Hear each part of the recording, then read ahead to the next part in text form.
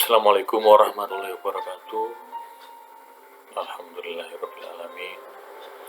Puji syukur kita sampaikan kepada Allah Subhanahu wa Ta'ala yang senantiasa memberikan kita kesehatan, kebahagiaan, kenikmatan, dan juga rasa bersyukur atas segala karunia-Nya.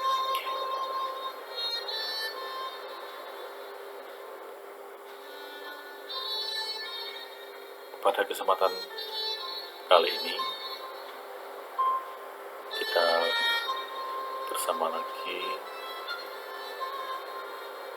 untuk sharing, untuk belajar bersama, untuk membahas, mendengarkan materi tema layanan bimbingan klasika dengan tema atau topik yaitu pribadi yang selalu bersyukur. Ya, semoga kita termasuk golongan orang-orang yang pandai bersyukur ya. Baik, anak-anakku semuanya, tujuan disampaikannya materi ini adalah agar kita semakin dapat memahami dan menyadari nikmat dari pemberi nikmat yaitu Allah Subhanahu wa Ta'ala, serta memiliki sikap syukur terhadap nikmat yang telah diberikan olehnya. Untuk menjadi pribadi yang selalu bersyukur, pribadi yang pandai bersyukur, tentu kita harus tahu bagaimana caranya kita bersyukur kepada Allah Subhanahu wa Ta'ala. Di sini ada 3 cara, ada 3 tingkatan untuk bagaimana kita bersyukur kepada Allah. Yang pertama, tingkatan yang paling mendasar yaitu bersyukur dengan hati nurani. Mengapa hati nurani? Yang pertama karena kata hati atau nurani itu adalah selalu benar dan jujur.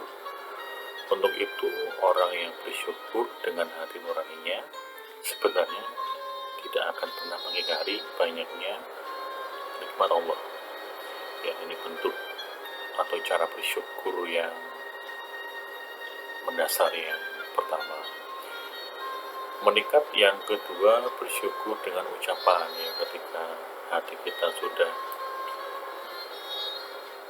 benar, sudah jujur. Selanjutnya kita bersyukur dengan ucapan kita. Mulut atau lidahlah yang biasa mengucapkan atau melafalkan kata-kata yang baik kepada Allah dan sesama. Setiap yang kita ucapkan, usahakan itu merupakan kata-kata yang baik.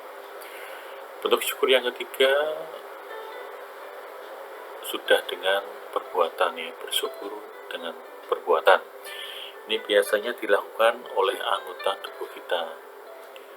Tubuh yang diberikan oleh Allah kepada manusia sebaiknya dipergunakan untuk hal-hal yang positif atau hal-hal yang baik.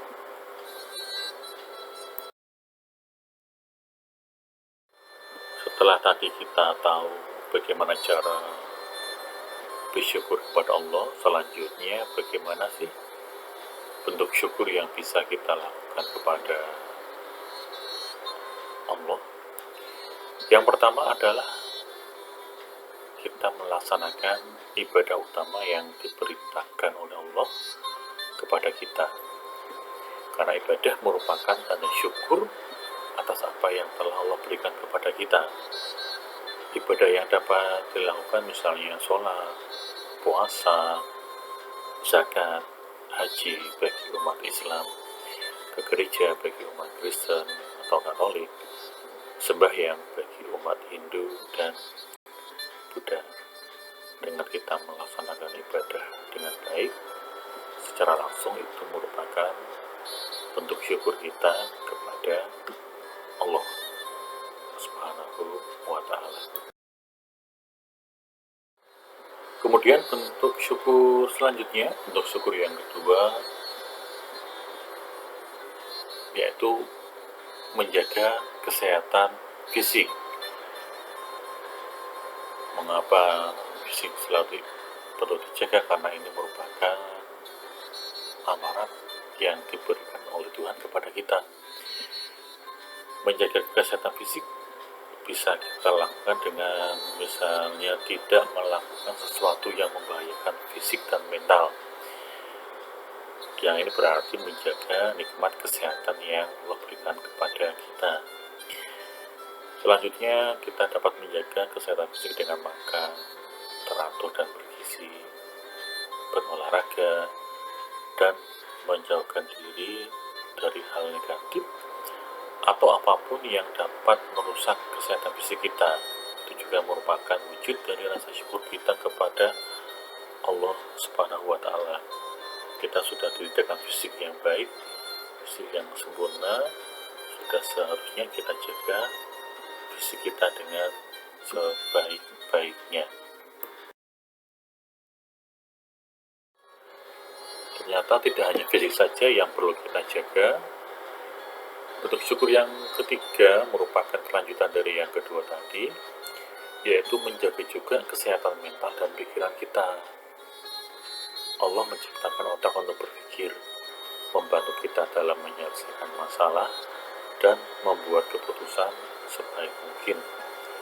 Oleh karena itu, kita patut mensyukurinya dengan melakukan aktivitas yang dapat mengembangkan pikiran kita, seperti rajin belajar, membaca, mengkaji ilmu, sehingga pengetahuan kita semakin bertambah. Itu bentuk syukur yang ketiga, yaitu menjaga kesehatan mental dan pikiran kita.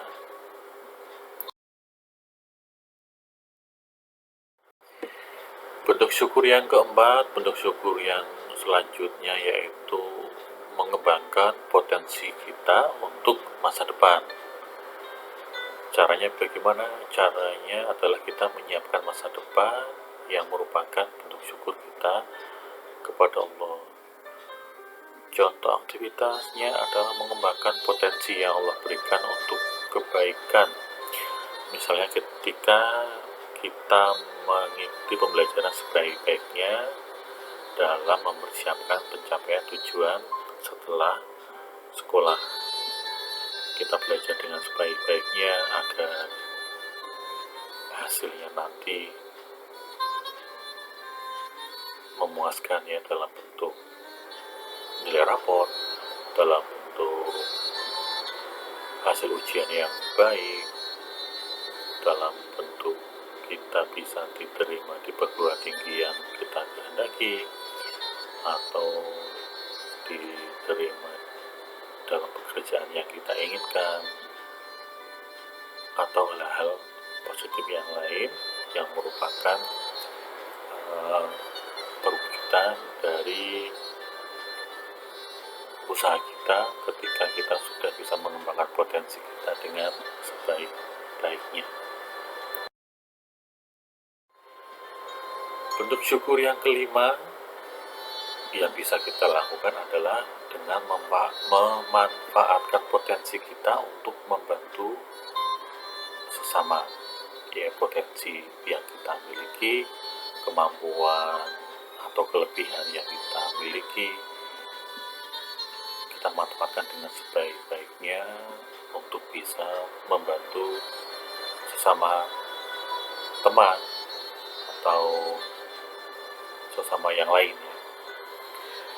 Orang yang selalu bersyukur ingin menjadi yang terbaik dengan memberikan manfaat kepada orang lain. Karena di sekitar kita masih banyak orang yang menderita karena miskin, pengangguran, cacat fisik, mental dan sosial, tertimpa bencana alam dan lain sebagainya. Disinilah kita bisa berperan untuk membantu mereka sebagai bentuk syukur kita kepada Allah Subhanahu wa Ta'ala. Tidak harus selalu dengan materi atau uang, kita bisa membantu mereka dengan tenaga kita atau kemampuan kita yang lain.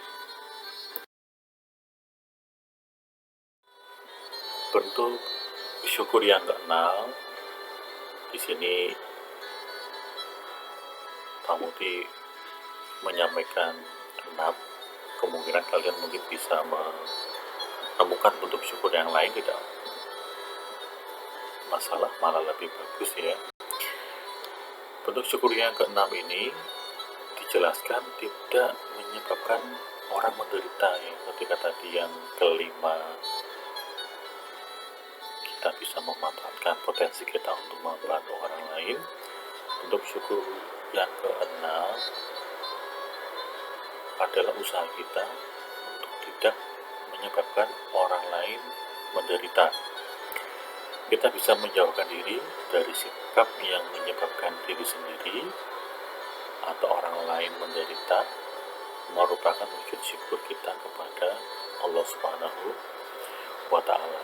Caranya bagaimana caranya? Misalnya tidak menjerumuskan teman ke pergaulan yang buruk, tidak membuat mereka sedih, tidak melakukan perusakan terhadap barang milik orang lain, tidak mengganggu keamanan dan kenyamanan orang lain, mengancam, menghina, membentak, menyindir, bahkan mencederai mereka. Mengapa? Karena mereka juga ciptaan Allah ya, yang sudah sepantasnya kita hormati dan tidak kita buat menderita. Baik, itu tema tentang menjadi pribadi yang selalu bersyukur yang bisa Pak Mukti sampaikan. Semoga tema ini meskipun sederhana bisa memberikan pemahaman, bisa memberikan perubahan kepada kita, perubahan ke arah yang lebih baik. Terima kasih atas perhatian yang telah kalian berikan dalam menyimak, dalam mendengarkan materi yang telah saya sampaikan. Terima kasih, selamat pagi, selamat siang, selamat sore. Wassalamualaikum warahmatullahi